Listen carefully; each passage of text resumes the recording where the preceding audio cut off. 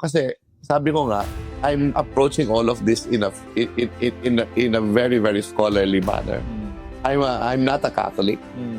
So for me, I'm investigating a religious phenomenon as a cultural event. But there was one time, one of the years, I believe it was 2018 or 2017, when nagsisimula yung procession ng Nazareno. And then, parang sabi ko lang kay Lord, pakamdam mo lang sa akin kung ano yung nakakamdaman ng deboto, kahit minsan lang. Kahit minsan. Alam mo, nung dinala na yung Nazareno sa andas, tapos pinush siya ng tao, parang nakita ko yung solemnity. Kasi di ba usually magulo? Pagsampa ng Nazareno, kinukuha na agad yung Nazareno eh. Ito, parang yung crowd control na ayos ni na Kuya Alex. Na paglabas ng Nazareno, ang mga tao nakadapa, nakaluhod, nakataas ang kamay, nananalangin ang Ama namin. Dire-diretso yung Nazareno. Nung nakita ko yun, hindi ko alam kung ano yung naramdaman ko. I just cried. Lumuhod ako, tapos naggano'n ako. Wow. So, suddenly I felt what my mother felt. I felt what these people are feeling. Bakit Katoliko pa rin ng maraming Pilipino? Di ba? Makes sense, yes. So, because pinaghiwalay natin eh. Meron tayong way, alam natin na if you look at Catholicism, which was introduced to us by the Spaniards, there's certain similarities to the old religion of our ancestors. Diba? Well, as an anthropologist, ang tawag ko doon, nagkaroon ng syncretism. For people perhaps like Brother Maximiliano, diba, who wrote a history of the church, it's a purification. I will not argue with that. Kasi it's a religious interpretation. But in the syncretism, because similar yung faith ng Catholicism sa mga ninuno natin, among Asians, kasi di ba hindi tayo naniniwala sa reincarnation. In the name of the Father, Son, the Holy Spirit. Amen. Lord God, maraming po salamat sa araw na to. We thank you, Lord, for Prof. Shao Chua for this opportunity na binigay niya po sa amin. I know, Lord, na bibiyaya mo kami ngayon ng pagpapala, ng karunungan, and knowledge that we need, especially sa mga sasabihin ni Prof. Shao Chua. I know, Lord, that you will touch their heart, especially sa mga manonood po nito. You will reveal them the truth, and you will inspire them by the story, and whatever Prof. Shao Chua will share today, Lord, everything will be, everyone will be enlightened, and I know, Lord, that your Holy Spirit will guide us. We ask for the powerful intercession and protection of our Blessed Mother, Our Lady of Guadalupe, and also ask for the intercession of Saint Joseph, Terror of Demons. In Jesus' name we pray. Amen. In the name of the Father, Son, the Holy Spirit. Amen. So, welcome po, Prof. Shao Chua. Sa Isaya, naawa sa iyo, Adrian, at sa lahat ng ating mga nanonood at nakikinig. We're thankful kasi pinahiram sa atin tong venue na to. And syempre, what as coincidence na magkakilala rin pala kay ni Prof. Dave. Yeah, and I'm so happy kasi I feel the history na habang nandito ako ngayon, the sense of history. And I hope that, tagal ka niya akong gustong imbitahan. Ngayon lang ako nakapunta because of your program. Sobrang busy ko kasi, but I know people can also visit this place. Yeah. So that, kasi even if I am not a Catholic, the learnings that we'll have here, this is very, very important. Yes. So, before nating alamin ang buhay mo bilang historian, nabanggit mo na hindi, but you're baptized Catholic? Yes, baptized Catholic. Technically, hindi pa kasi hindi naman ako na-baptized sa Protestant. Okay. My convictions are born again Christian. Pero technically, if you believe in that, valid pa yung baptism. Yeah. Although wala akong formal first communion, and wala akong confirmation. Yun. Hindi ko pa natapos. But I was went in the Catholic Church. Yes. It was last March. Which I insisted because I like the liturgy. And my wife is Catholic. So I respect her. Kung okay lang sa kinasal na particular song. De Santo Cristo, which is a very old church in San Juan. That used to be the old parish of San Juan. And it's a National Historical Commission of the Philippines. There's a marker there because it was used as headquarters of the Philippine Revolutionary Army during Mm. the revolution. Appropriate yun kasi ano kami, history buffs kami nung wife ko si Maigi. And of course, yung kasi one of my favorite preachers is a Catholic priest, si Kevin Crisostomo. No? Na sa Kape at Kampay sa Yes. TV Maria, Yeah. na dapat it's a concelebrated mass Mm. with the si Father Jeff Manlapi. Unfortunately, Father Jeff Namatay siya. died Mm. before the wedding. And so, doon sa program of the wedding, co-concelebrator pa rin yung nilagay ko sa kanila. And so he was there. Sabi nga ni Father Kevin no, na talagang sandalikit sila no, best friend. GFF sila no eh. Sabi niya, nararamdaman ko si Father Jeff nandito. Yun yung musalubong niya sa akin. When I came. That was wonderful. Because Father Jeff blessed my house. Dito sa San Juan. So, pinabless ko talaga sa kanila. So matagal na pala kayo magkakilala ni Father Jeff? Because of the pandemic. Why? They invited me for a webinar on the church history. Eh, di ba wasak yung programa nila eh. Wala kasi lang program sa TV Maria. Ang Okay. original na Kape at Kampay ay online because of the pandemic. At natagal na nila akong gustong i-get. So, nung pumayag ako, talagang tuwa-tuwa sila. Dahil paborito nila din yung mga kaibigan ko, si Lord Jubera, si Jun Sabayton, yung yung mga yan. No? So, yung mga wasak people, kontrabando. Kaya nga, ang surprise ko sa kanilang dalawa, nung they blessed my house, ang surprise guest ko si Jun Sabayton. Oh, wow. Tuwa-tuwa talaga sila na first time nila ma-meet yung mga idol. So, yun. Yun ang kwento ko sa kanila. Sa kanila ko na ramdaman yung acceptance, yung pakikipagkapwa-tao, yung warmth of the love of the Lord. So parang na hindi ko na-feel sa ibang mga nakasama ko na religious doon sa ano ko. I mean, hindi naman sa hindi ko na-feel pero in recent years, nagiging parang dogmatic siguro yung iba. So parang medyo dogmatic and masyadong nagiging parang in a way political. So parang hindi mo na nararamdaman yung gospel. So, mas naramdaman ko dito and they have sense of humor. And of course, ang nire-reference ko dyan, God has a sense of humor, di ba? Si Servant of God, Fulton Sheen, talked about the divine sense of humor. So, Nabanggit mo nga na gusto mo siya. oo. Kasi nung mga bata-bata ako, yun yung pinapalabas siya sa Protestant channel.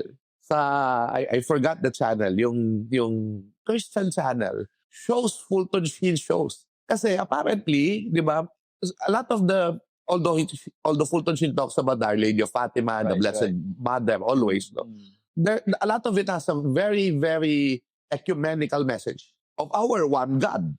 Yes. Di ba? Yeah. So, kaya, for some reason, pinapalabas siya sa Protestant channel from the US. May cable kami nun. So, I like it na merong bishop who teaches with animatedly, di ba? In an old style, very traditional si Fulton Sheen eh. Pero gusto ko yung mga gesture ng kamay. So, syempre yun, na-integrate ko sa show sa sarili ko.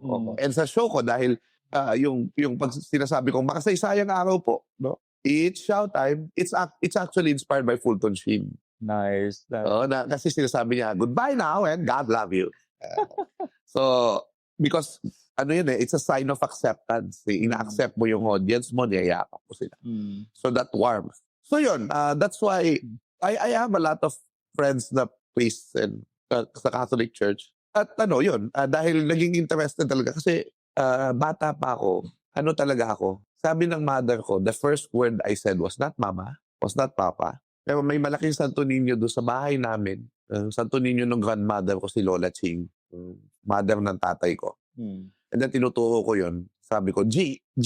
So the first word that I uttered was G. And this is for Jesus. Jesus, yeah. So, nung lumalaki ako, mahilig akong mangolekta ng santo.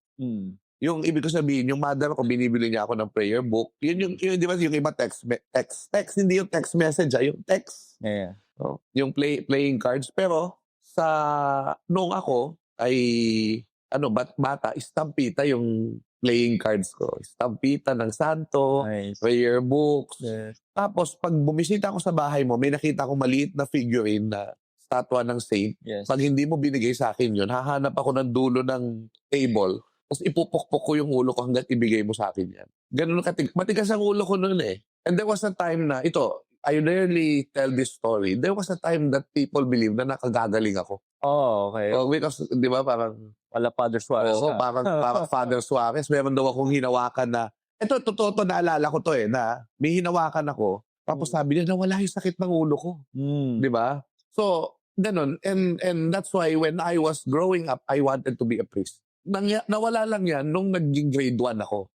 So, pinasok ako sa isang Protestant school ng isang kamag-anak namin, Timbol, yung Tarlac First Baptist Church School. And then, of course, that's when I was exposed to to the girls in the school. So, sabi ko, nagka-crush ako. Sabi ko, hindi yata ako pwedeng maging pare. So, yung unang crush ko, yun ang dahilan kung bakit hindi ako naging pare. Na Protestant siya dati. Na-convert? Na-convert to Catholicism. Yung babae yun ano siya Filipino-German This is my friend, Rafael Ibarra. Oo. Catholic na siya ngayon. Medyo straight question. Yes. May plano ka bang, siyempre tanong din yan It's a discernment. Discernment. For now, meron pa rin akong doubts kung magiging Catholic ako. So may mga questions pa din ako. But ako nga, parang ayoko kasi maging rigid about it. Okay. That's why I attend Catholic masses because I love the liturgy. I love the liturgy. At yun yung kulang minsan sa ibang services Kasi sana hindi naman magalit sa akin yung mga kaibigan natin, Pero the Catholic Mass has prayers that came from the apostles. Right. Diba? It's a 2,000-year-old link to the past. No? So, dahil historian ako, napakahalaga sa akin nun. And nafe-feel ko yung connection. No? Now, we can all have debates na tumalikod ng simbahan after some time and all of that. But ako parang na-appreciate ko yung liturgy and I have great respect for it. So, ayun, I participate. I sing the songs, which also relates to my own faith. So I do not want to be rigid about it. I just want to have a spiritual. I'm not perfect, definitely not perfect, but I still want to have a spiritual experience. Yeah. Kasi I'm sorry if I'm talkative now. Sure. There's a lot of things that running in my mind now. For example, yung sinasabi ni Fulton Sheen na divine sense of humor, it's not really humor, ha. But there's a lot of the humor kasi is when you substitute the meaning of a thing and it doesn't become literal. Yes. Meron siyang parang another meaning. So for example, pag sinabi mo na, 'di ba parang kasi 'di ba ganun yung pan 'di ba? Iba yung sinasabi mo, ay iba kang sinabi pero iba yung meaning. Tama. 'Di ba? So, yung for example, in the Holy Mass, 'di ba kino-consecrate yung host and it becomes the body and blood of Christ. Yeah. Of course, in the belief of the Catholic, it's the actual body and blood of Christ. That's divine sense of humor. This is not a bread. You see a bread, but it's not a bread. It's the body and blood of Christ. So, you see a lot of symbolism na napaka-meaningful. I mean, of course, hindi symbolism sa inyo yun. For me, as still, I'm a Protestant, it's symbolism siya. And it's a beautiful thing. Na, di ba we will talk about rituals. Diba, the ritual process, the Victor Turner, in the anthropological sense, that we get to, that when we go to rituals together, we enter into a liminality, and then after that, communitas, wherein we replicate the struggle of our daily lives. That's why it's called the sacrifice of the Mass, because together we replicate the struggle. We recreate the passion of Jesus Christ, kung paano siya naghirap sa cross, in a ceremony that is so beautiful. So that's how I see the Mass. That's how I feel when I attend Masses. Sabi mo, hindi ka lang nagtitake ng communion. Yes, because I'm not yet Catholic. Yeah. Not yet. We will be praying for you sa magiging spiritual journey mo. I pray for myself too. Yeah. It's a discernment na whatever it is. Yeah. Pero hindi ka naman kino-convince ng wife mo? Hindi naman. May respeto naman kami sa isa't isa. But yeah, we go to church together, especially on special occasions. Yeah. Nabanggit mo kanina, interestingly, yung sa 666, yung attack against Catholic, baka pwede mo ma-share. Naniniwala ka nung una nun? Well, there was a time na maybe I will not say the brand. May binibili ako certain publications na may mga claim na lahat ng mga nangyaring masama sa mundo ay ginawa ng mga Katoliko, no? The rise of Islam was orchestrated by the Pope. Yung mga gano'n, ano, that yung diktador na painter galing sa Bavaria, no? The painter from Bavaria, hindi ko pwedeng banggitin kasi baka ma-censor ka, no? Ay padala ng simbahang Katolika, ng mga Jesuits, no? Gano'n, no? Si Vladimir Lenin ay padala ng mga Jesuits, alam mo yun, na para guluhin ng Russia. So, I once believed that as history until I found out that ang nagpapatay ng kay President Lincoln ay mga Katoliko. And then I found out na they're not, walang ano, it's really conspiracy theories. Actually, doon ako na, kasi ang dami kong kakilala na bilib sa conspiracy theories. Okay. Pero ako, naunang naniwala sa conspiracy theories and then I found out they were wrong. Kaya ingat na ingat ako. Nung naging historian ako, ingat na ingat ako to believe these conspiracy theories. Kasi kami, as a historian, you're limited only to the evidence that is there. Tama. Diba? Yun ang limitation mo.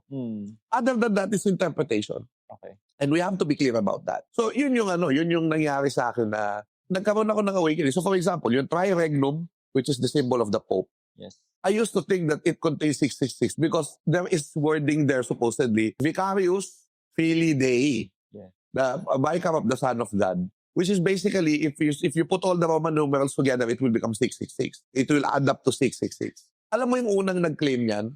Sorry this is not to offend anyone. Sure. Ang unang nag-claim yan is the founder of the Seventh-day Adventist, Ellen Goldwhite. If you put Ellen Goldwhite in Roman numerals, it's also 666. So, not to offend you, but it's a fact, okay? Yes. Hindi basis yun. I don't think it's the basis of the mark of the beast. So, whether we believe that it's the Catholic Church or not, I do not know. I have no interpretation. But it's definitely not the Roman numeral computation. I do not believe that. So, yeah. It will reveal itself in time. But kailangan careful lang tayo. Yeah. So, thank you for that insight, Prof. And gusto ko malaman paano ba nagsimula yung pagiging historian mo? Oh, okay. Ang fascination ko sa history happened because my grandmother was a school teacher. And it talks to me about, kasi taga-Tarlac ako So, personally, kilala niya sila Senator Ninoy Aquino, sila Corazon Aquino. Yeah. And galit na galit sa kay Imelda Marcos sa kay Ferdinand Marcos. Kasi ang dami daw nawala ng mga kaibigan niya na aktivista nung panahon ng martial law. So, yun ang nangyari sa akin, no, na naging interested ako sa history. Tapos pa noon, lagi ako nanonood ng TV Patrol. Yung mga magulang ko nanonood ng balita lagi. Okay. Swerte kami, may TV kami kahit black and white. So, nanonood kami ng TV Patrol. So, yung mga balita, yung mga kudeta, yung years after people power, yun, tumatak sa isip ko yun eh. So, that's why, ang galing ko sa sibika at kultura. Ang galing ko dyan. So, dinodowing ko si Rizal, yung mga, kasi di ba, kaya nga hindi magandang walang poster sa school eh. Yes. Huwag lang i-overdo. Pero dapat may mga poster kasi doon ko nalaman yung mukha ng mga bayani. Doon ako nag-cater kung sino ba si Gabriela sila, si Apolinario Mabini, si Rizal, Bonifacio. Dinodowing ko sila. So, eventually, nagkaroon ako ng awakening na, kasi iba yung mahilig ka sa history, sa gusto kong maging historian. Right. Diba? Kasi dati, ang pangarap ko, maging presidente ng Pilipinas. I want to be president of the Philippines. Diba? As sarap nun. No? Parang si Manuel Quezon, sasabihin ko lang, I am the Philippines. Diba? Parang yung sasabihin na, yan ang Pilipinas. Yung leader natin ng Pilipinas, pag taksil ka sa leader mo, taksil ka din sa Pilipinas. Sorry, bawal po. Sorry po. So, I wanted to be president of the Philippines or dahil idol ko si Noli De Castro, this was in the 1990s, I wanted to become a newscaster. Reporter newscaster. Okay. Yan ang nakalagay sa yearbook ko eh. But at some point, I read Ambet Ocampo, unti-unting nababago yung aking dream. Parang gusto kong maging historian because of what I read. Parang kasi pag binasa mo si Ambet Ocampo sa Rizal Without the Overcoat, it's not just about Rizal, it's about himself. It's about how he searched for Rizal. Yeah. Exciting, maging historian ako. Nasemento yan when I was in first year high school, when I watched Batas Militar, when I was in first year high school. And yung Batas Militar was a documentary about martial law in the Philippines. Ang comprehensive. Sabi ko, bakit hindi ko alam ito? Nag-aaral naman ako ng history. So sabi ko, gusto ko ituro ito sa kabataan pagdating ng panahon. Pag ako na yung And I really did not just want to be a teacher. I want to be the teacher of a lot of people. Amen. Yung ang vision ko talaga noon nung bata ako. This is not a joke, ano? When I was in grade 5, inura ko ng mother ko tsaka ng tita ko sa Intramuros. Port Santiago, yung mga nayong Pilipino noon, yan. Dinala niya ako sa mga simbahan ng Baclaran, simbahan ng Quiapo. Alam niya, mahilig pa rin ako kahit na nag-aaral ako sa Baptist School. And sa Manila Cathedral, San Agustin Church. So, I just realized now na ang dami naming simbahan na napuntahan. So, ang pangarap ko talaga noon ay, I had a vision already that I am bringing students there in those places. Students. So, hindi ito yung actual classroom teacher. But really, I was already dreaming of becoming a public historian. So that's when and the Lord was so good to me that He brought me into a path. Yes, I became a history major in a university. No, I was accepted as faculty of that university, but I was told to leave after 3 years, and I went to La Salle, which is a Catholic university. But I only did not become a historian, professor of history. Right. I became a broadcaster, like Noli De Castro. But I was broadcasting history. Yes. So, alam mo yun, parang the Lord has been so good to me that I actually believe that I have a fulfilled life. Right. Like I'm really doing what I'm supposed to do. So, yun yung blessing ko. That's the blessing that the Lord gave me. The happiness to serve as I would like to serve. So, bata ka pala, nagkaroon ka na ng vision, no? Yes. Alam mo na kaagad kung anong gusto mong path. Kaya, napakagaling. Yan, ikaw talaga go-to person pagdating sa history. Yeah, but I also would like to believe that I am also leading people to other historians. Amen. Yun ang ano. Kasi ako, I really believe I'm not really very good. Totoo to. I'm not very good. I'm only good at telling stories and simplifying. Wow. So, I want people to read people like Milagros Guerrero, my mentor, of Zeus Salazar, or Lars Ubaldo, or the other historians around, no? Na young people like me. Kasi hindi ko rin kaya lahat yung load. Kasi ngayon, na-feel ko na halos wala na akong pahinga saying yes to a lot of invitations. And I have lots of commitments. But I'm very happy. Pero sabi ko nga, I now refer them to a lot of people, other people. And gusto ko talaga yon, makilala lang yung merong historian na trabaho so that people will make historians important. Amen. Not just me, not just Alberto Campo, Yeah.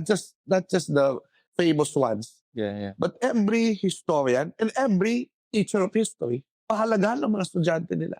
And I'm also doing materials, videos. I want to do materials like videos, like columns that will empower teachers to become even better than Xiao Chua. Yung gusto ko na, ang vision ko talaga, yung social studies teacher, hindi siya kinatatakutan pagpapasok na kayo. Okay. Hindi kinakabahan yung estudyante. Gusto ko, enjoy sila. Gusto ko, excited sila. That is my dream. Kung natulungan ko ang mga teacher na maging ganun, that would be the satisfaction of my life. Parang handang-handa ako nang harapin si Lord. Pero hindi pa naman siguro. Malayo pa. Pero tingin mo, bakit ang bilis at malalim ang naging pagtanggap ng mga Pilipino sa Catholicism? Okay, that's a good question. Remember that we have our own faith. And then there's always this notion na ang mga Pilipino ay ginawang Katoliko ng mga Espanyol. Okay. Which, in a ways, implies na uto-uto ang mga Pilipino. No? But remember this, granting na ito, kasi tanggap naman ng simbahan to eh. The religion was used for political purposes. And this is always the case. Every time. Until now. Every time. Oo. So, wag na kayong, kumbaga, it's not, hindi yan special for the Catholic Church only. Yes. Okay? Yes. Hindi yan special for the Catholic Church only. Number one. Number two, hindi, gusto kong ipakita na 300 years of Spanish colonialism na nagamit ng Katolisismo. We rejected colonialism in the Revolution of 1896. Okay. Bakit Katoliko pa rin ng maraming Pilipino hanggang ngayon? Di ba? Makes sense, yes. So, because pinaghiwalay natin eh. Meron tayong way, alam natin na if you look at Catholicism, which was introduced to us by the Spaniards, there's certain similarities to the old religion of our ancestors. Diba? Well, as an anthropologist, ang tawag ko doon, nagkaroon ng syncretism. for people perhaps like Brother Maximiliano, di ba, who wrote a history of the church, it's purification. I will not argue with that. No? Sure, Kasi sure. it's a religious interpretation. But in the syncretism, because similar yung faith ng Catholicism sa mga ninuno natin, among Asians, kasi di ba hindi tayo naniniwala sa reincarnation. Yes. Hindi naniniwala ang old Filipino sa reincarnation. Hindi tayo naniniwala sa sobrang daming Diyos. For one, we have the Supreme God, which is Bathala, which is basically God the Father. Di ba? We have belief in that we can ask favors to Anitos, which is basically the saints, if you're going to look at it. We have images, and we also have images of the saints and of the Lord that we venerate. So, you see there na we also got the good things about the faith. Di ba? Love, di ba? Faith, hope, love. Di ba? Which is basically pakikipagkapwa. And ito yung beautiful. Ito yung beautiful. I think I'm the one who defined this. Sure. Dahil hindi ko pa nakita to in any Catholic publication. When the Lord came to us and became us, Emmanuel, God is with us. Yung termino na hindi ko nababasa pero ako ang unang gumamit. Sa palagay ko, please correct me if I am wrong, nakipagkapwa-tao ang Diyos sa tao. To Jesus Christ. Yeah. Kasi naging kapwa ang Diyos. Yes. Hindi, siguro yung mga theologians, they're saying na hindi kapwa ang Diyos kasi Diyos na siya. But nakipagkapwa talaga siya through Jesus Christ. Kasi 100% human siya. Yan. Oo. So yun ang tawag ko sa Diyos. Diyos na nakipagkapwa tao. So, kasi yun nga, dahil conscious ako sa psikolohiyang Pilipino, inano ko yun, inappropriate ko yun. Ngayon, I hope pumapasok na sa discussion. Kasi ang daling ipakita kung sabihin, nakipagkapwa tao ang Diyos. Gets agad ng Pilipino yun eh. Kaya nga ang Nazareno, mahal na pong Jesus Nazareno. Bakit nakipagkapwa ang Diyos? Nakikita nyo, pareho kulay. Nakikita nyo na hari siya, hari. May potensya, 3 potensya. Suot-suot niya, maringal. Pero bakit siya naghihirap? Diba? Tapos there's this notion na, itong mga Pilipino, kaya sila mahilig sa mga Santo Entierro at saka sa mga Nazareno, ay dahil sila ay obsessed sa death of Jesus kasi mga mahihirap sila. Ganyan. Okay. Gusto ko yung explanation ni Bishop Ambo eh. Okay. Cardinal Ambo, I'm sorry. Yeah. Sabi niya, yung Pilipino, alam niya, pagka siya'y namiminto sa Nazareno at sa Santo Entierro, sa Apo Mama Kalulu sa Pampanga, na hindi yan ang katapusan ng kwento. Yung sinabi niya, ang kamatayan ni Jesus, hindi yan ang katapusan ng buhay. Alam ng Pilipino yan. Tama. Yan ang simula ng buhay. Kaya namimintuho tayo sa kamatayan ni Jesus kasi yan ang simula ng buhay. Hindi yan ang katapusan. At alam natin na hindi Biyernes Santo ang katapusan ng kwentong ito. May resurrection. May resurrection. Kaya nga naniniwala ang Pilipino nun, sabi ni Reynaldo Ileto, yung worldview niya sa kasaysayan, noong panahon ng revolusyon, ay nakaayon sa worldview ng pasyong mahal ni Jesucristo na binabasa ng lahat ng Pilipino noon. I mean, ng lahat ng Katolikong Pilipino. Liwanag, dilim, liwanag. Nabuhay ang Kristo, naghasik ng liwanag, namatay, nagkaroon ng kadiliman, nabuhay na maguli, may liwanag ulit. Yes. Ang bayan noon, bago sinakop ng Spanish, maginhawa, nagkaroon ng pangapi, lalaya ulit. So yung tripartite view of Philippine history ay galing sa pasyon, una sa mga epiko, and then yung pasyong mahal ni Jesucristo na bagong epiko ng Pilipinas noong panahon ng Spanish. So, yun yung makikita natin na dikit ang kulturang Pilipino, kaya natanggap natin ang Katolisismo, at yun din yung talent ng galing at lakas ng kulturang Pilipino na hindi siya na-wash away. Yes. Nanatili siya sa isang bagong forma at ito nga sa formang Pilipinong Katolisismo. Do you know that sinulog is actually a war dance? Similar sa war dance ng Tausug, similar sa war dance ng Visayas. War dance yan kasi ang sinulog, what is the Santo Niño? The Santo Niño devotion first happened during the Reconquista. Na nilalabanan ng Spanish ang 700-year Muslim occupation of the Iberian Peninsula. Diba? Ng Spanya. So, tandaan natin, nung panahon ng Spanish, nilulusob ng mga sultanates ang mga coastal towns ng Visayas. Kaya nagkaroon ng devotion to the Santo Niño according to Professor Vicente Villar. Dahil it's an anti-Moro saint. Okay. So sa Cebu, di ba? So sinasayawan nila ng war dance ang Santo Niño na eventually naging Sinulog Festival. So if you're going to look at the history of the Philippines and how it transformed Catholicism and how we also transformed Catholicism, nakadikit siya. Hindi siya, kumbaga indelible yung link sa ating kasaysayan. Hindi, kumbaga, kahit na hindi ka Katoliko, you just have to recognize it. It's there.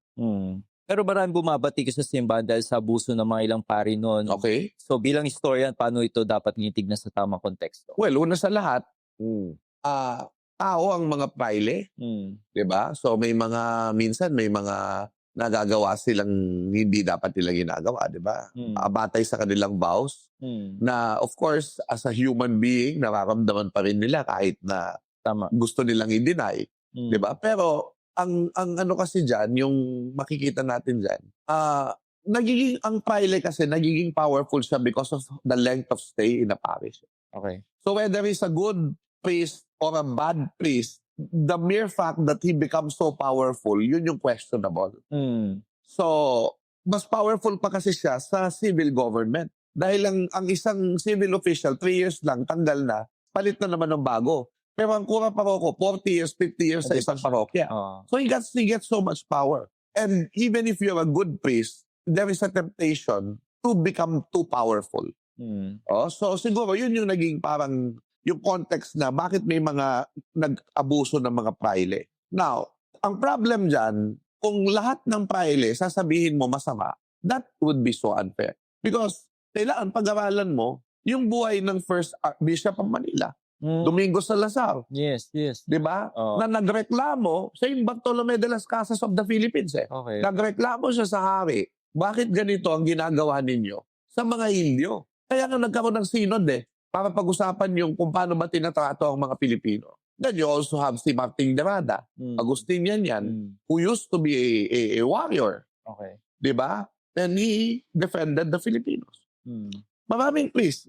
I'm sure the Bishop Father Ezequiel Moreno was not an abusive priest. I'm very sure about that. He was a kura ng Las Piñas and other places, di ba? During the time of the Spaniards. So, ano yan? May mga priests na mabubuti. And we have diocesan priests, secular priests at that time, like Father Mariano Gomez. Diba? Father Mariano Gomez was not only a priest, he was a builder of infrastructure for the people. He negotiated peace treaties with the rebels in the name of Malacanang at that time. Diba? It was so unfortunate that they were executed by the Spanish regime. Pero maraming kontribusyon ang mga pari din. Huwag natin ding sabihin na lahat ng praile ay masama. No? So, balance lang. No? Kailangan i-recognize natin. Kasi baka sabihin nila, I'm whitewashing the colonialism. Yes. Colonialism is pure evil. The Spaniards did so much bad things to us. But that doesn't mean that there were no good Spaniards. There were no good interactions. There were no good interactions of culture, of people, because we're all, in many ways, we're victims of our history. Yeah. Well, pwede naman nagkataon lang, Espanyol ka, but your heart is with people. Which we have a lot of cases in the Philippines. Yeah. Kasi para nagkaroon ng stigma, di ba, nag-aaral yung Noli Me Tangere. Yes. Because of that, is Padre Damaso, yung character na yun, parang yun yung tumatak Nagkaroon kasi ng anti-friar sentiment after the Spanish regime. After the Spanish regime, ang problem lang, of course, you have to temper that kind. Kasi propaganda yun Yeah. I'm not saying nagsisinungaling si Rizal. Because there were really definite cases of abuse. Yeah. But when we talk about the propaganda movement, it's really a political movement. Yes. So you have to temper it with historical, not necessarily facts, but with historical mindset. That not everything was bad. Not all of the priests were bad, diba? Yun yung sinasabi ko dyan. You have to temper it with that kind of perspective. Yeah. And that the church is a human institution. We just say it's infallible because it's of the Lord, but it's a human institution and the Lord allows it to fail sometimes. Yeah. To teach us lessons. Purification sa simbahan. Yeah. Mm. And sometimes you have to learn those lessons in the hard way. Tama. Kasi kaya ko rin ano yan, ito yung common na bati ko sa mga anti-Catholic sa Katoliko eh. Yung mga pare niya, nagpapatay kay Rizal, yung ganyan, di ba? Yeah, pero Rizal was also a convicted, actually, yan yung tanong sa akin kahapon sa Facebook. Okay. Direct message. Okay. Di ba sa mga prilyang nagpapatay kay Rizal?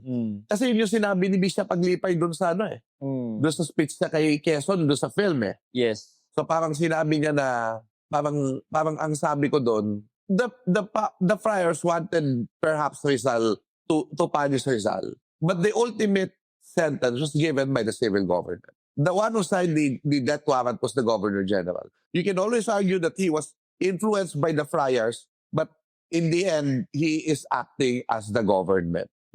Diba? So yun yung makikita natin. Bro. Okay. Pag-usapan naman natin yung sa Poong Itim na Nazareno. Okay. So, paano naging bahagi ng ating Filipino identity yung devotion nito? Tandaan natin na dala-dala yan ng mga Recoleto, Augustinian Recollects.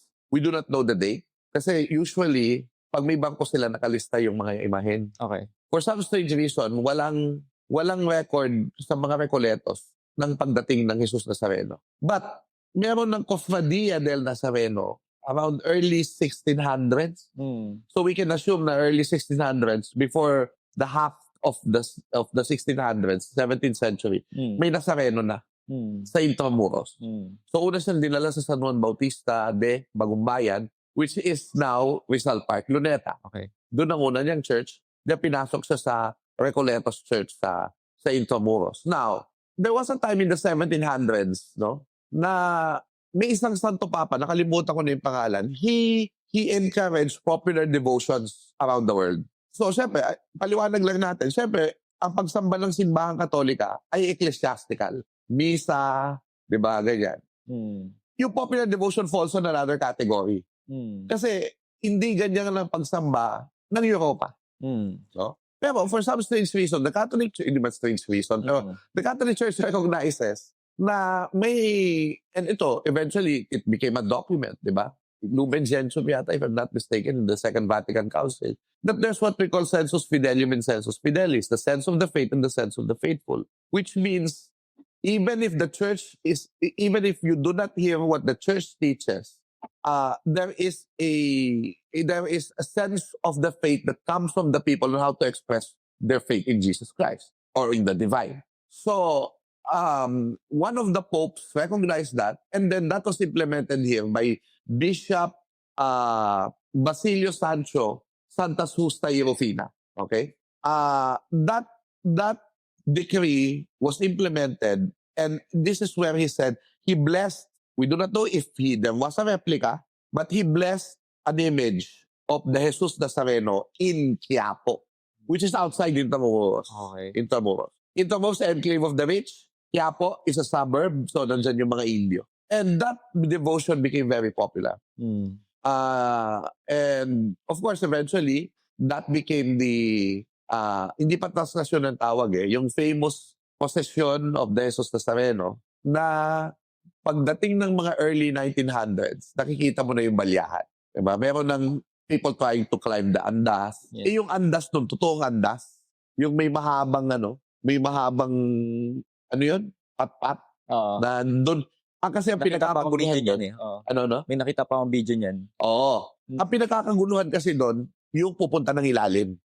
Sino yung pupunta ng ilalim? Okay. So, ganito yan. Kapag tinignan mo yung Nazareno, di ba may lubid? Okay. Yung lubid, wala namang kinalaman sa pagtakbo ng karosa yan. Tama. Wala. Andas ang tawag, pero andas pa rin siya na nilagyan ng gulong.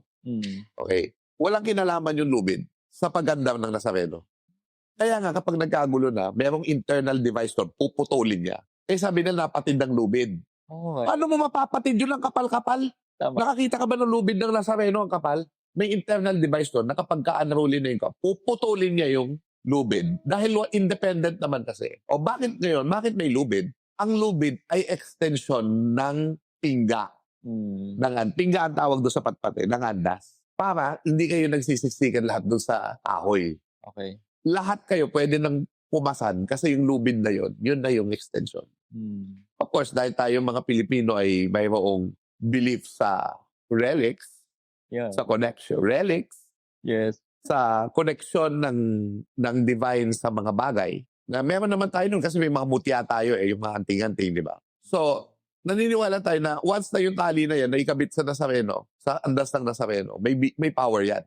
So, kaya pag napatid yung lubid na yun, ano na yun, may mga kukuha na ng hibla, ayun. So, naniniwala sila na may power yun. Yeah. Pero ito yung sasabihin ko. Sure. Si Father Monsignor Clemente Ignacio. Kasi di ba, for me, yung ginagawa ng mga tao sa Nazareno, folk Catholicism yun. That's appropriation of the Filipinos of Catholicism.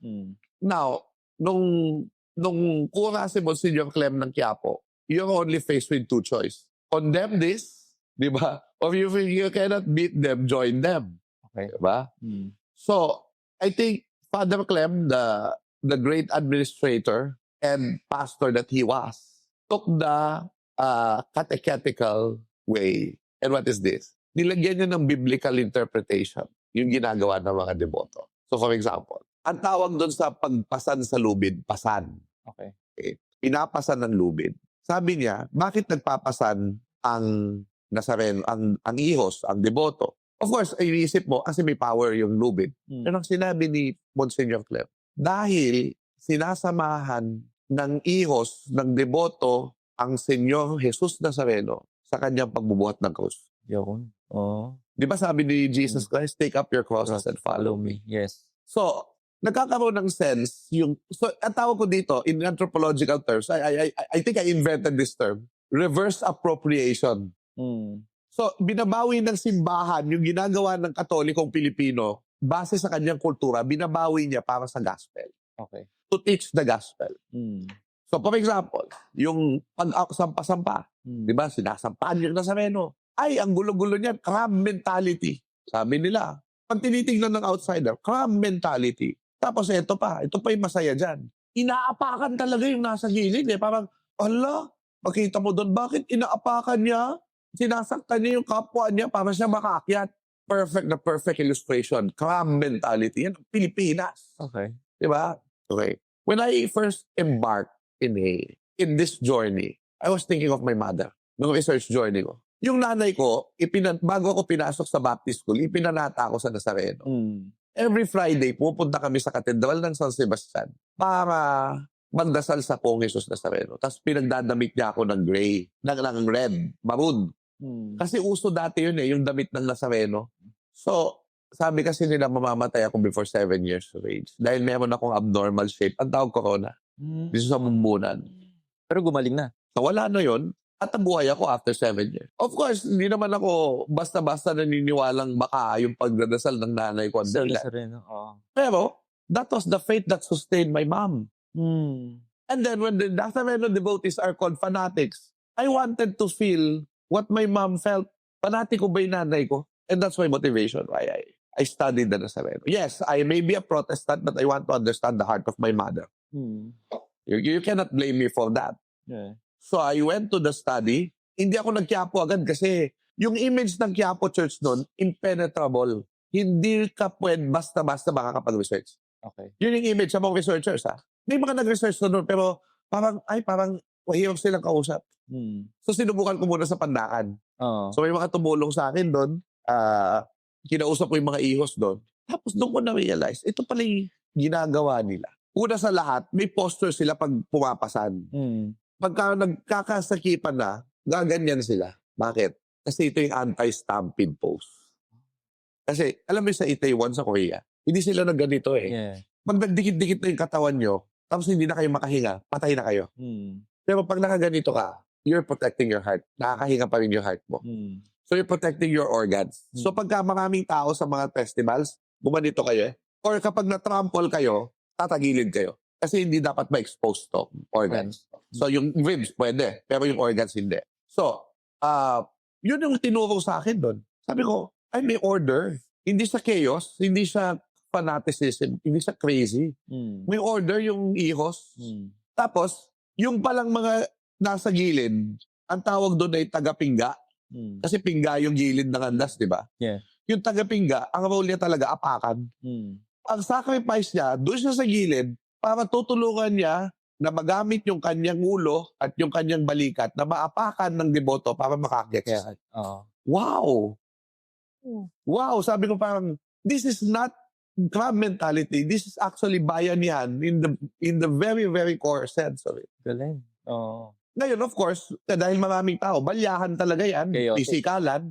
Pero, bakit ganun? Pag tinignan mo yung casualties every year, 300 lang yung casualties. Ang casualties pa dyan, nahilo. Walang,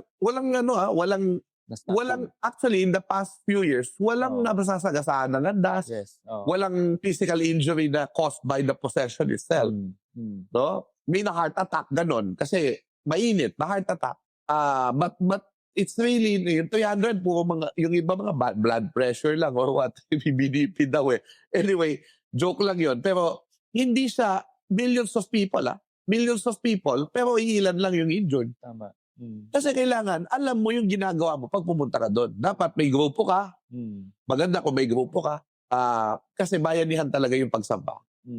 And then si Bishop Clem, balik tayo sa reverse appropriation. Di ba gusto humawak sa cloth, sa Nazareno mismo. So, sabi ni Bishop Clem tuloy, naging bishop na si Clem, si Monsignor Clem, tandaan nyo ang babaeng dinudugo ng 7 taon. Yun, right.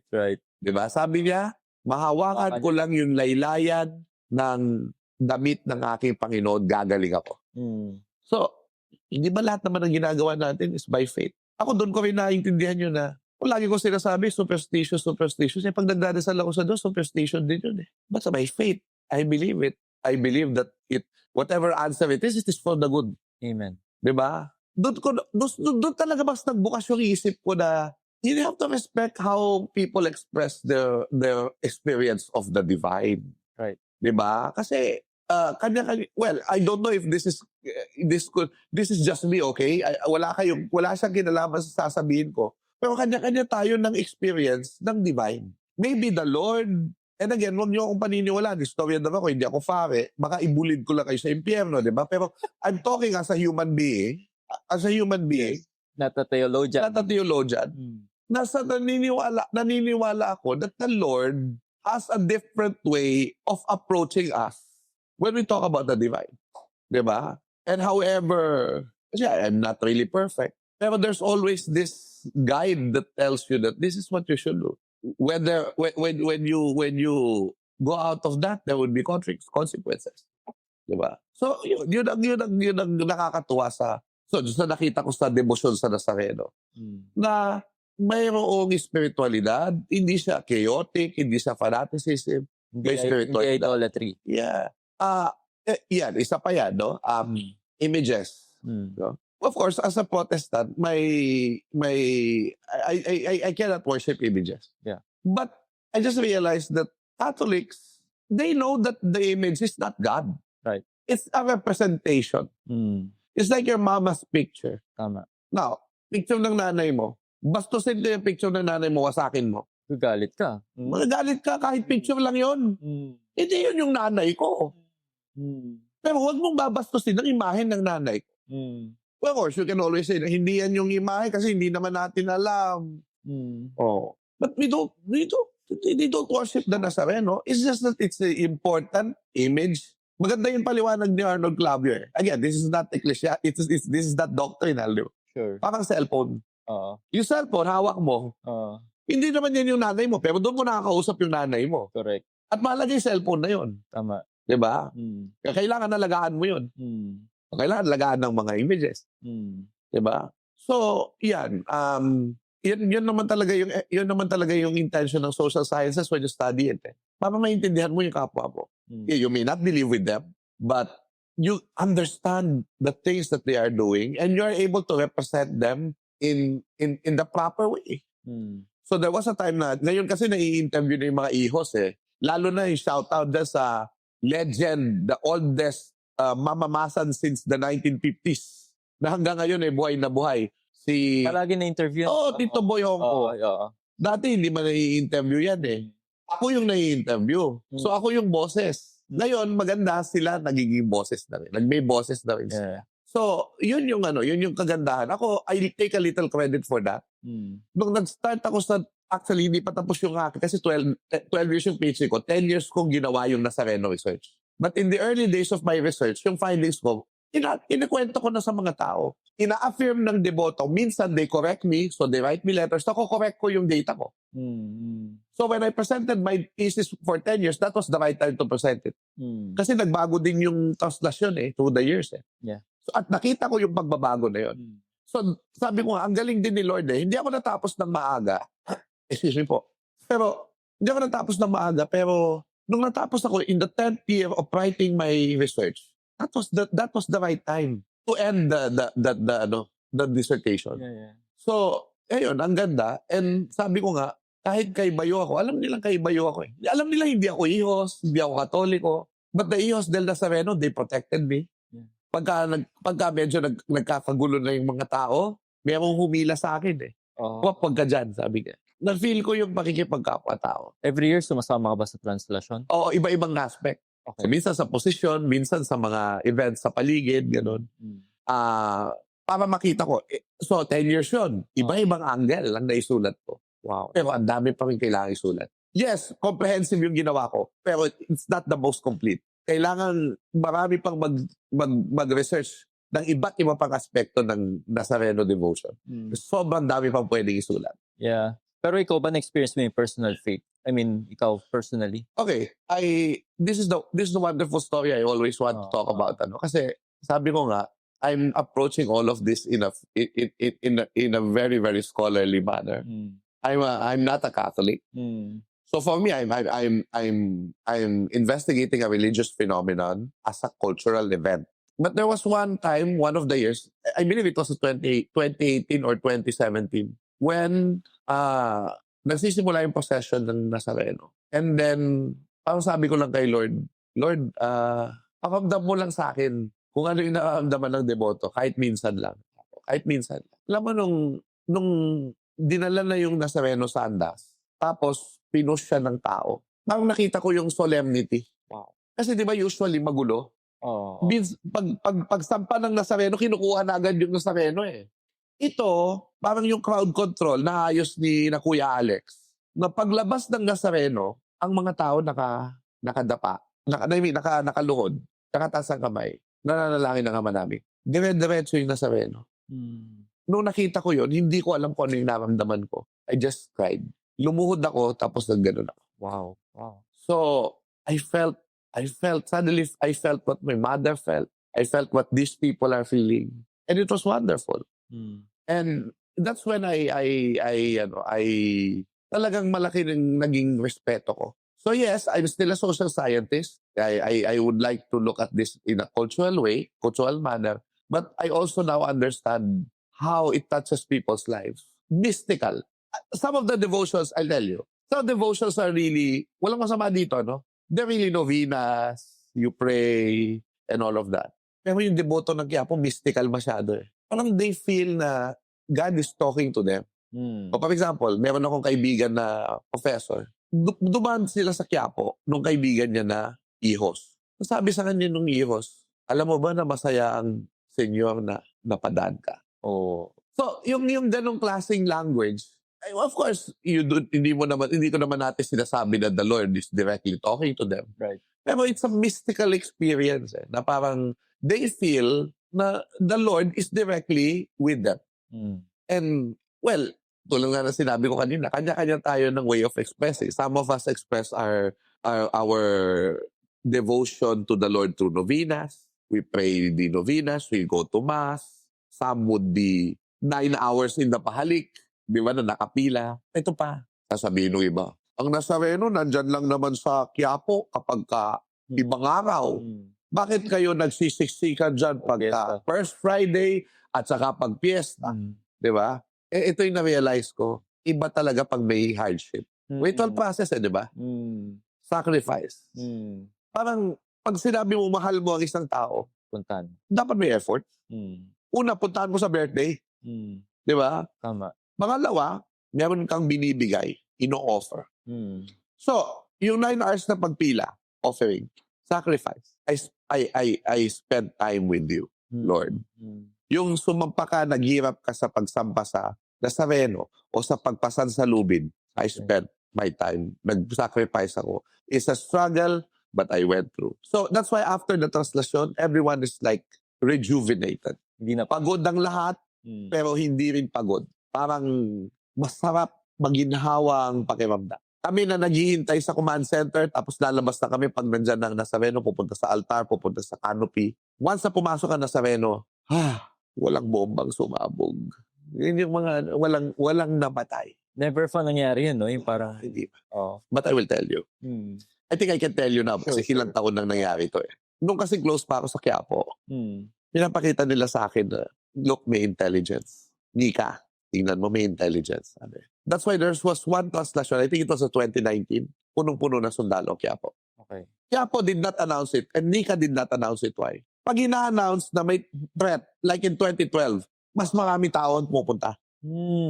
Parang lalong na-trigger na magpunta. Challenge, oh. So, sabi nila ng mga pare, huwag na natin i-announce. Pero alam namin, attentionado kami doon kasi verified, may nakita. 2018 yata to eh. Or 2019 or 2018. May isang terrorist na tiniktikan sila, na tip sila, na may terrorist. Since December, every time, nilalakad nila lang yung ruta ng tastasyon.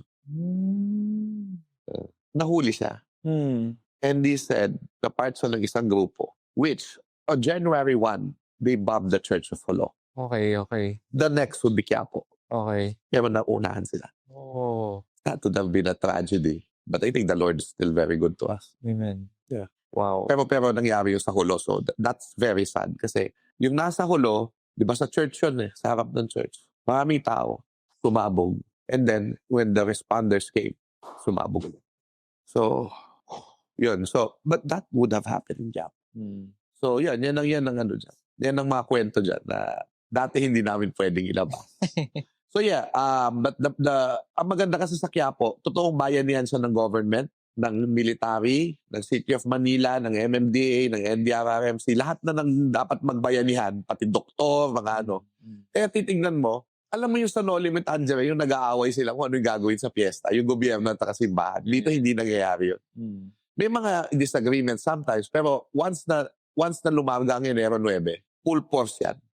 Ang gobyerno at ang simbahan magkasama. And they're doing all their best to protect the devotees. Yan ang makikita niyo yan sa dissertation. Yeah. And Prof, itong imahe ng Nazareno, kasi ang misconception nasunog siya eh, di ba? Hindi. Well, nasunog siya. Well, nasunog yung parang maitim siya kaya siya nasunog. Actually, maitim siya dahil sa wood na ginamit. Okay. Now, of course, it's still kailangan pa ng investigation ng klaseng wood.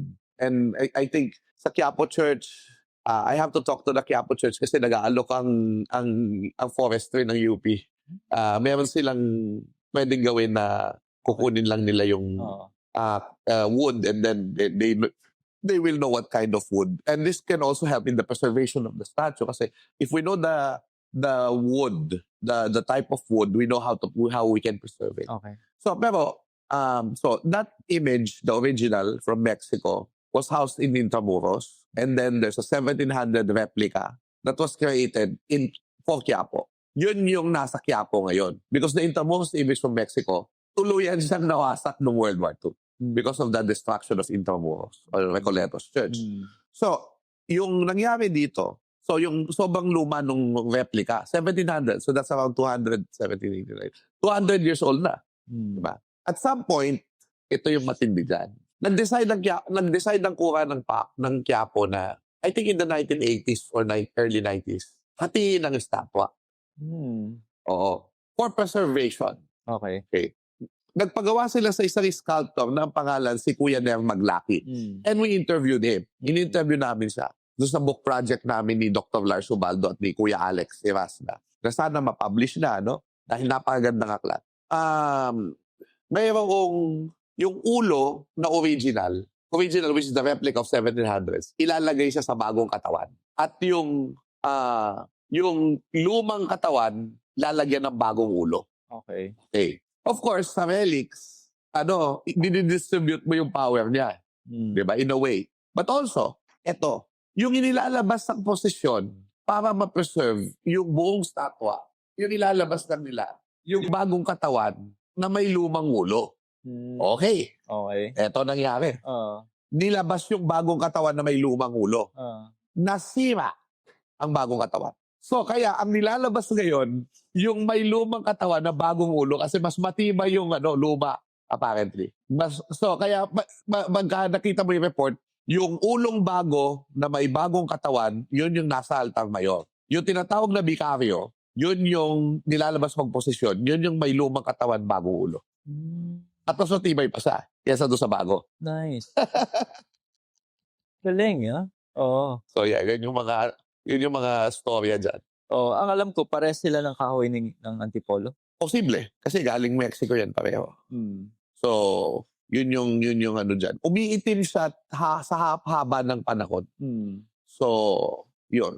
Oo. And kung hindi naging Katoliko ang Pilipinas, paano kaya na ibang ating direksyon? Oh, Kasaysayan? Ang Islam pumasok na sa Philippines at that time. So, the South and other areas would be Islamized. So, we will probably have an Islamic kingdom in those areas. I don't know if we would, baka mag-iba yung mga unions. Possible din na magkaroon ng parang indigenous government. Yung isang pinakamagandang depiction niya na visually pwede nating makita, yung The Kingdom Ni Vic Soto. Vic Soto. Oo. Yung The Kingdom with Vic Soto. I think it's a very good way of showing what could have been. And in many ways, Christianity will still thrive, but I would doubt if it would be the dominant thing. So, yan ang well, ito na nga pero iba nga yung tinakbo ng kasaysayan natin. And that it is what it is. Yeah. And Prof, sa Lanabal devotion naman, Apo. bakit napakalaga ng Lanabal de Manila sa kasaysayan natin? Well, una sa lahat, I'm not an expert on Lanaval, but in general terms, at ito I think kinuwento ni Antonio de Morga, na merong Dutch threat. Okay, with Dutch threat ng invasion. At ito pinagandaan ng mga Pilipino, Indio. Ibig sabihin, yung mga Indio kasi under the Spaniards, Catholic na sila. So sabi, ayaw namin na may Dutch na pumunta dito, di ba? Na sakupin tayo. So, by all accounts, the Dutch is more superior in ships. I forgot how many ships. And I think we only have 2 or 5. I forgot the number of Spanish ships. But they're really, really far less equipped, and they're old ships. So parang amdihado tayo. And the captains and the seamen of these ships, the soldiers, went to Santo Domingo Church in Intramuros, where the Dominicans were. And nakayapak sila na nagdasal or something like that. Or they did that after, I forgot. But basta they dedicated themselves to the Virgin of the Most Holy Rosary. Yeah. Of course, kailangan i-point out na, if I'm not mistaken, I hope I'm not wrong, Sure. yun din yung dinasalan nila sa Battle of Lepanto. Remember? Yeah. The Spanish victory over the Most Holy Ottoman Empire. Tama. Which was crucial because if natalo ang doon, ang Espanya doon, that would have changed the course of European history. Muslim na tayo. Baka naging Muslim lalo ang Espanya at ang Europa. So, yun yung nangyari dyan na nagkaroon ng pagdadasal sa Most Holy Rosary, Our Lady of Most Holy Rosary. Natalo nila yun.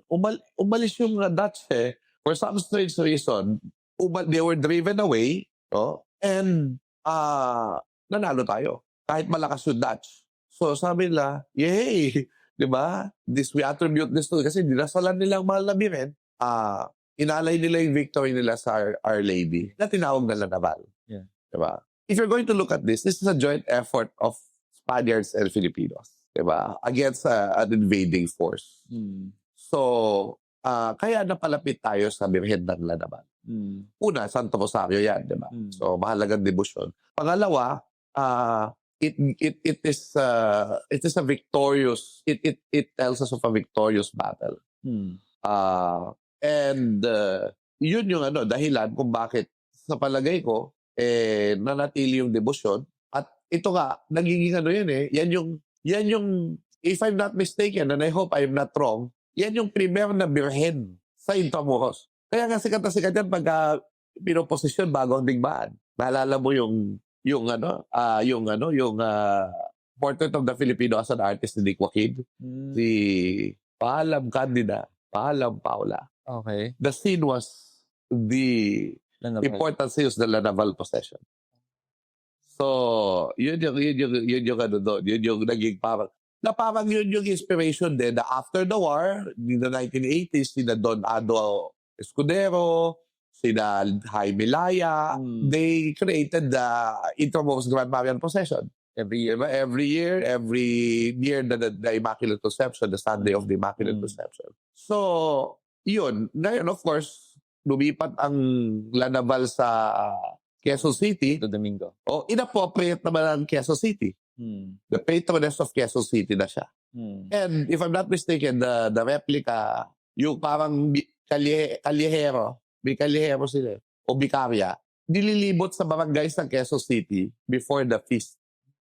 Parang, it's really laying claim to patroness of Quezon City title. Oh. And yun na, malaking procession sa one of the, na-observe ko siya last year. Last year ako pumunta. Matagal ko nag-dream pumunta sa Lanaval Procession.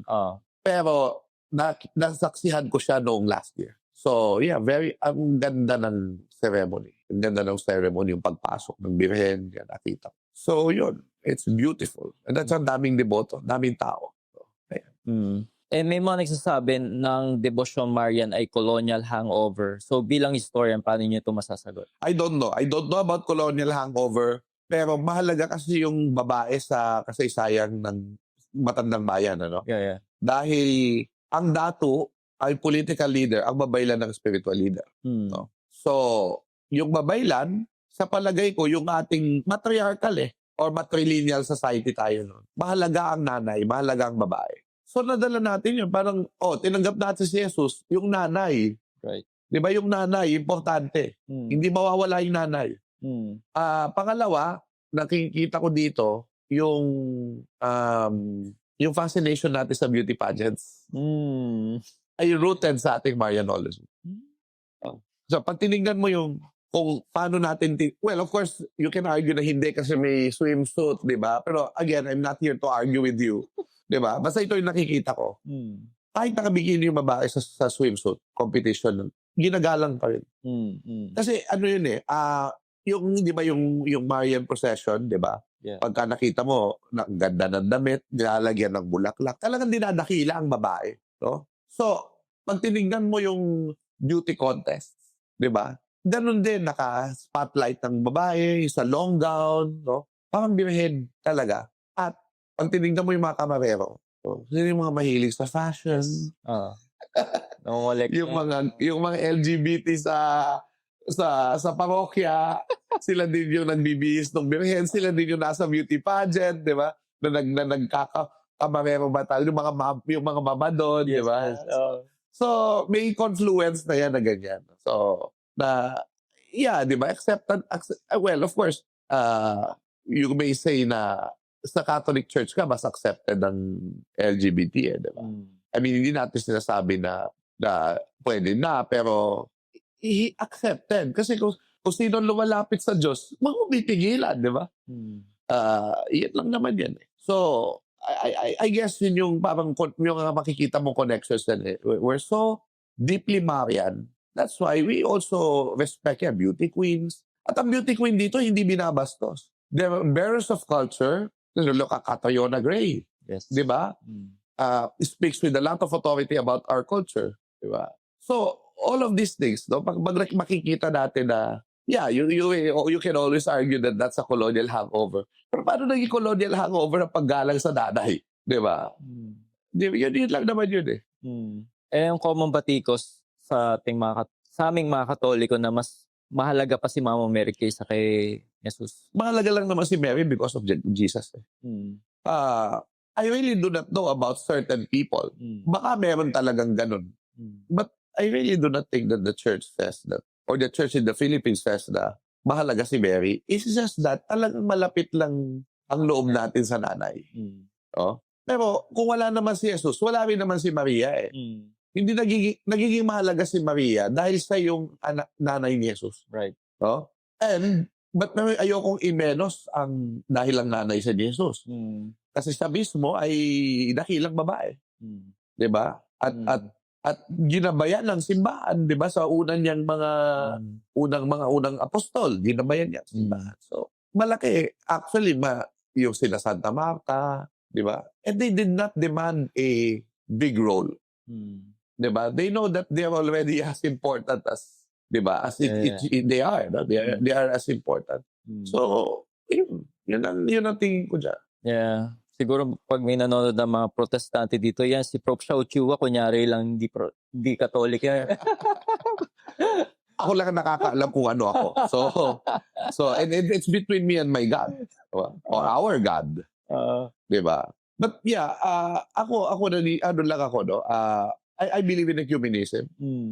I believe in that we're kasi mayroon naman tayo naniniwala kay Jesus Christ. Right. God the Father. We believe in the Holy Spirit. 'Di ba? I may not agree hindi na not agree. I may not do things that you are doing. 'Di ba? Pero there is so much agreement for me than separation. Okay. There's so much agreement than separation. Yun yung nare-realize ko every day. No? Okay. So yeah, I still have my fundamental differences with the Catholic Church. But I want to believe that I am a friend and that I want to help people understand the faith of the people. Because I'm not defending the Catholic Church here. I'm defending the faith of a lot of Filipinos. Yeah. Tingin mo ba kaya napalipit ka sa Katoliko dahil sa Pong Nazareno? Well, malaking factor yan. Malaking factor yung nanay ko. So sila yung opening to understand better. Kasi, kumbaga, yung anthropology of religion kasi, naseryoso ko siya ng todo when I studied si Senyor. Diba? So, malaki yung utang na loob ko sa devotion. Malaki yung utang na loob ko sa nagtiwala sa akin. At yung mga ihos, yung mga deboto, yung nakipagkapwa sa akin, ang parokya ng Quiapo at ang mga empleyado ng parokya. At marami pang iba, no, na nagtiwala sa akin na gawin yung study ko. Mapunta tayo sa Masonry. So, baka pwede ka magbigay ng insight mo. Sa mahabang kasaysayan ng simbahan, malinaw ang posisyon na ito na hindi ka pwede maging Mason at maging Katoliko. Bilang historian, paano niya ipapaliwanag ang ugat ng tensyon nito? Well, hindi ako expert dyan, ano? It's probably a European thing, no? Bago dumating dito sa Philippines. Pero kasi, the basic tenets of Masonry is that we believe that there is a divine architect. Kaya nga Masons yung Mason, di ba siya yung naggawa ng building? So it's a fraternity. It's not a religious vocation. It's a fraternity na may mga layers of membership, di ba? And they believe that there's a supreme architect who created the universe. Okay. Yung supreme architect na yun, dahil free thinkers ang mga Masons, they became, they were free thinkers. They were conceptualizing God as they want it. Okay. Or as they believe it in their heart. So, which is, in a way, acceptance. Para siyang, pagiging, tawag doon, yung inclusivity. So, kung Buddhist ka, it doesn't matter. Kung Hindu ka, it doesn't matter. Pwede ka maging Mason. Of course, the Catholic Church doesn't look that way. Definitely, the Catholic Church is definite about who is the God the Father, who is Jesus Christ, who is the Holy Spirit, and who created the world. It will, kumbaga, yes, I understand it's not a religious vocation, but the views will not fit. Okay. Pero, ang problem kasi dyan, hindi lang sa parang naging secular devotion. Secular organization. May mga rituals siya na parang worship. Diba? That's one. Kaya parang misconception siya na, it's a religion. But also, because when people wanted to get away from Catholicism, that became their alternative. Yeah. So kaya naging parang indirect, kumbaga parang nagkaroon ng parang battle royale. Especially during the time, in Spain, in Spain, which was becoming liberal, and in the Philippines, which was learning about, enlightenment and the liberal philosophy and all of that. So, naging naging parang alternative to the religion of the friars. So kahit hindi siya religion, parang tinuri siya religion ng iba. Na parang, tatalikod na ako sa simbahan Katolika, dito na ako sa Masonry. And definitely, dahil dinedemand sa mga Masons, once they are to be executed or if they want to renounce Masonry, to be accepted in the Catholic Church. Because before, extra Iglesia Catholica, nulla datum salus, di ba? Outside the Catholic Church, there's no salvation. Despite Vatican II, apparently, kahit marami ng Masong Katoliko ngayon, we were reminded recently by Pope Francis that it is still not at square with Catholics. So parang it's a contradiction to be a Catholic and a Mason. Well, I really do not know how that fares. Would there be sanctions against Masons who could continue to be Catholic or what? Diba? Or they just allow it? I really do not know. If it's just a reminder, there's no ramification, you will not be excommunicated, I really don't know. Well, hindi na uso sa simbahan yan na mag-excommunicate ka ng basta-basta. Except when you're rebelling against the Pope, for example. But, or what the church says. But, I don't know. It's probably you just let people be if they want to be Masons. So it's their choice. Diba?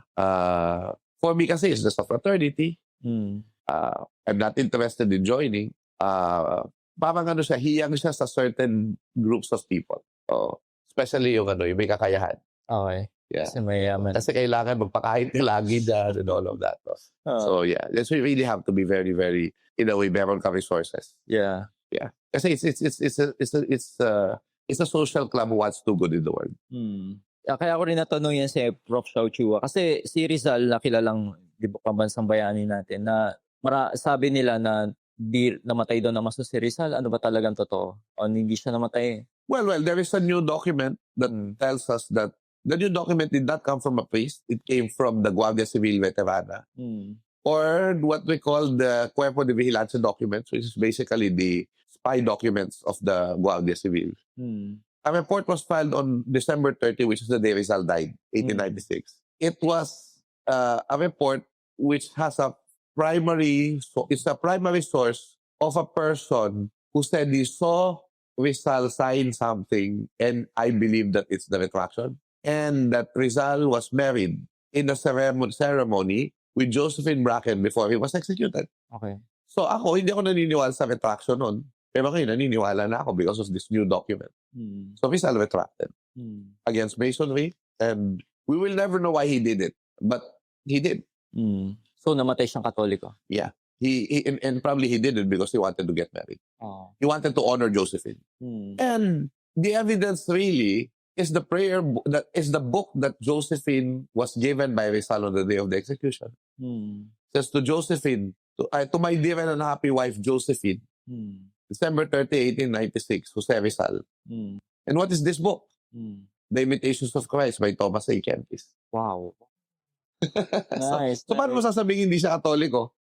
You gave him you gave Josephine a Catholic book. How to imitate Jesus. Kahit nagkaroon siya ng conflict sa mga praile, di ba nun? If you're going to look at it, he had a conflict with the friars, but he questioned purgatory, sure. He was debating with Father Pastels, and he was a deist. He was not anti-God. He just believed before he retracted, perhaps, that God exists. And that God was there during the creation, and God is there during the end. But in between that, God is nowhere. What does that mean? Whatever it is that happens to us here, God did not cause it. We caused it. Because the consequences of our actions lead to what happens to us. It is not God. So, parang yun yung paniniwala niya. No? But God is a just God, and there would be punishment for the cruel and all of that. So, but he is there in the beginning and in the end. So, parang, of course, deism yun eh. And that is not how we believe God, diba? We believe God that He is there, He is guiding us. We can ask Him for favors to grant us. So, yun lang. Side question lang to, Prof. Xiao Chua, before we wrap up, about EDSA Revolution. Yes. Kasi di ba parang may account ako nababasa, yung Our Lady yung sa EDSA Shrine, na yung dapat daw na bobombay ng mga sundalo tapos nagpakita raw si Mama Mary sa kanya. Totoo ba yun? Well, I Meron don't know, akong nabasang ganun. may later story yata yung isang madre who was Mm. part of the Mm. crowd. I forgot kung si Sister Terry Burrias yun o si Pingping Ocariza. Mm. They're part of the Saint Paul's yata sila eh. Saint Mm. Paul's. Mm. Because before Sister Pingping died, I went to Saint Paul's in Makati. Okay. Doon sa kanyang parang sabi niya, di ba dumating yung tangke? Mm. And they're supposed to attack Camp Crame and Camp Aguinaldo, but the people are already milling. And then, yung sinasabi ni Sister Terry yata yun, that I was thinking that is the Blessed Sacrament. I was praying to the Blessed Sacrament nung nakikita niyo yung tangke. Okay. And then there's one story, I still have to look at the source. That yung daw driver ng tangke, hindi niya mapagalaw yung kanyang tangke kasi may nakita siyang babae doon sa crowd. Parang protecting all of them. Well, in phenomenon like that, may mga nakakita talaga ng ganun. Mm. But whether the story is true or not, ang importante why kumalat yan. Diba? At kumalat yan dahil naniniwala tayo na part of that phenomenon was inspired by the divine. That we were actually favored by God to take away dictators and tyrants. Diba? Whether we now believe that or not, well, it's up to us. Pero at a certain point in time, we felt that we were touched by God. This nation, God came down and walked with us. But God gave us already so many chances. But we continue to fail. And probably because we're not learning the lessons of history. Yeah. Maybe last na talaga, Prof. Yung nangyayari ngayong crisis ngayon sa Pilipinas, corruption and anong nakikita mo? Well, the problem is, the system is there, so it makes people corrupt. But I also believe that changing the system is not the solution. Because the system is not the one that is controlling us. It's still the hearts of people. So, pag pinalitan mo ang sistema, pareho ang tao, sahan mo at ganyan pa din. So, I think the call for renewal are two ways. One is a spiritual renewal, not necessarily religious, but a spiritual renewal. Amen. Number two is a cultural renewal. Culture and spirituality goes hand in hand. Spirituality is culture. Culture, part of that is spirituality. So, ang argument ko dyan is that it all begins at home, Right. in a church, Yes, correct. to teach people that when you steal something, there's a repercussion. When you steal something, you deprive other people something. And that's the concept of kapwa. I'm not perfect, but I believe in my own goodness. That goodness is tested so many times, and I always fail. But I want to believe that I have done a lot of good as well. In many ways, I also want to believe that because I believe that I can be good, that people can be good. Amen. Kasi once we surrender, once we say we give up, we say we can't be good, that's the end of it. Yeah. That's the end of it. Right. So, yeah, believe in ourselves. And how do you believe in yourself? Cultural yan. I am a Filipino. I'm part of a great race. I have a great history. And sa spirituality, I am a son of God. I am a daughter of God. And I will try my best to live up to the expectation. Yeah. However imperfect we are. Ito ba ang nangyayari sa atin? Matagal na ba talaga tong sakit ng mga Pilipino? Na pinalala ng mga leader natin. Okay. Dahil hinayaan lang natin sila, sinuportahan pa natin sa kanilang mga kabulustugan by electing them. So, yun yung problem. Hindi ko sinasabing mali tayong bumoto. Sometimes we see things that people do not see. Sometimes they see things that we do not see. Pero in the end, sinasampal tayo ng mga ebidensya na binigo tayo ng mga leader na ito. At sana, matuto na tayo. Amen. Ang ganda ng Prof. Shao.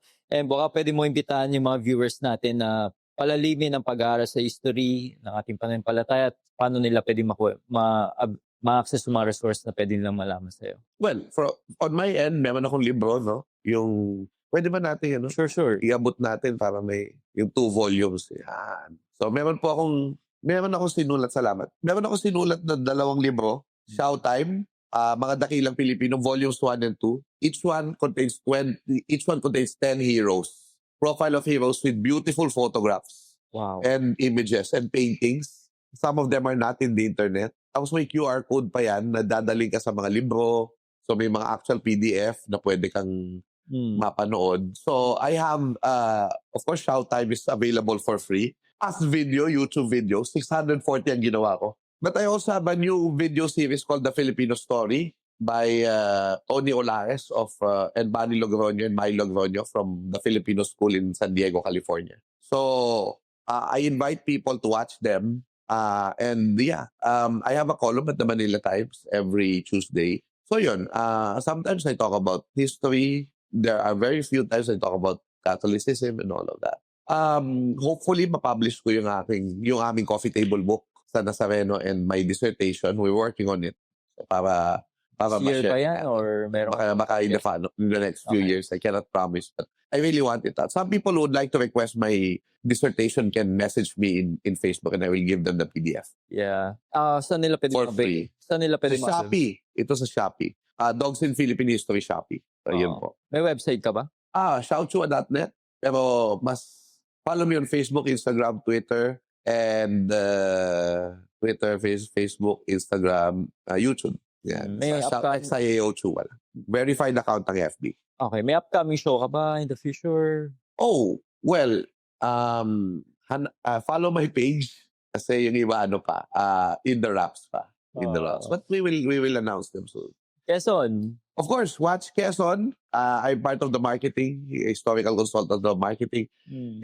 Actually, mag-extra ako sa EdJob. Lalabas din ako sa Lakambini, which is a film on Gregoria de Jesus naman. Nice. So, yan yung mga next natin na lalabas. I also have regular tours every month at the National Library of the Philippines Permanent Gallery and the Rizal Park Luneta. So, just follow my page and you will know where to find me. Ikaw yung nagtutour guide? Ako ang nagtutour guide. Libre yan.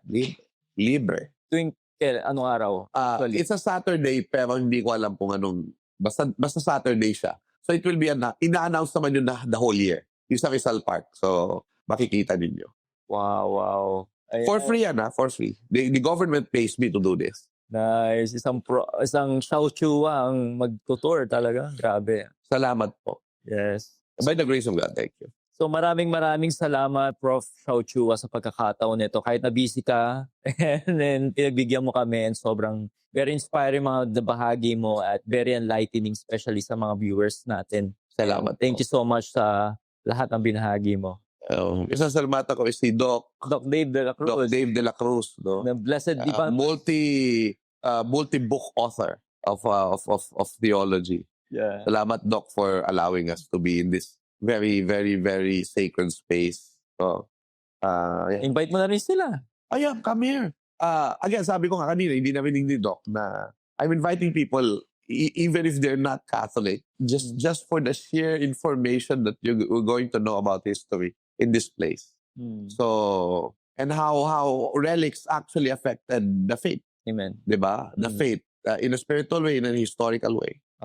Sa Marikina, ways lang nila, no? Blessed Banmers, lalabas yan. So, Marikina Heights, tama. Pero planning na lumipat kayo, di ba? Soon.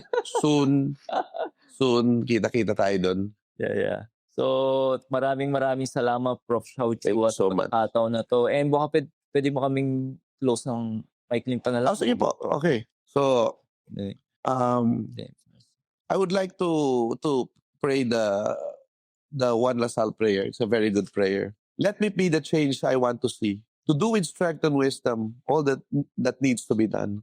And become the hope that I can be. Set me free from my fears and hesitation. Grant me courage and humility. Fill me with the spirit to face the challenge and start the change I want to see. Today, I start the change I want to see. Even if I'm not the light, I can be the spark. In faith, service, and communion, let us start the change we want to see, the change that begins in me. Leave Jesus in our hearts forever. Amen.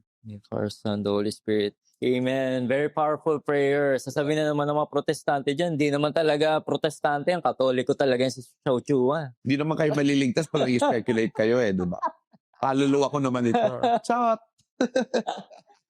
Thank you so much. God bless you. God bless. Salamat. Viva, viva. O Jesus Nazareno. Viva.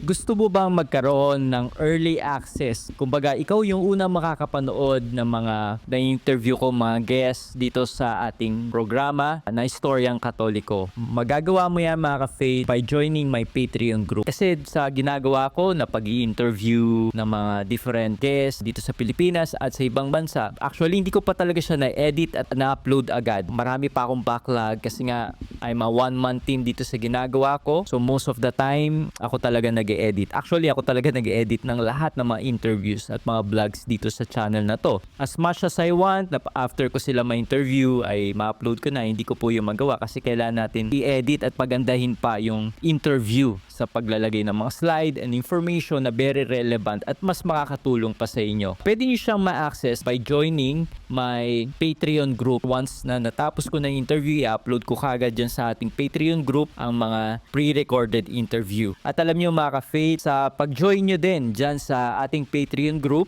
ay matutulungan nyo ko dito sa ating ginagawang online evangelization. Alam nyo naman na itong ginagawa natin ay hindi libre. May mga cost tayong ginagastos, mga ginagamit natin, yung pamasahe, pagpupunta natin yung mga ini-interview ko na face-to-face, and etc. In due time, I'm planning to build a studio, a home studio. Malaki talaga ang cost at gagastusin dito. Kaya mga ka-faith, by joining my Patreon group, mas matutulungan nyo ko na mapa-improve at mas mapaganda pa at mapagpatuloy pa itong ginagawa natin na online evangelization. Di lang kayo magkakaroon ng early access, kundi matutulungan nyo din ako dito sa ating online evangelization. Kumbaga, you will be my partner in doing this. Kung wala kang gifts na ginagawa ko, magsalita, mag-interview, pero may capacity ka to help me in this mission, ay magiging mag-partner tayo. Ako gagawa ng pag-i-invite, pag-i-interview, but at the same time, alam ni Lord na you help me and you've been partnering me with this mission. Kaya mga ka-faith, para maka-join ka dito sa ating Patreon group, ilalagay ko yung link kung saan mo pwedeng ma-access itong Patreon group na to. May cost siya, may konting babayaran ka lang, pero yung magiging benefit naman yan sa'yo spiritually ay sobrang overload. Thank you so much and God bless.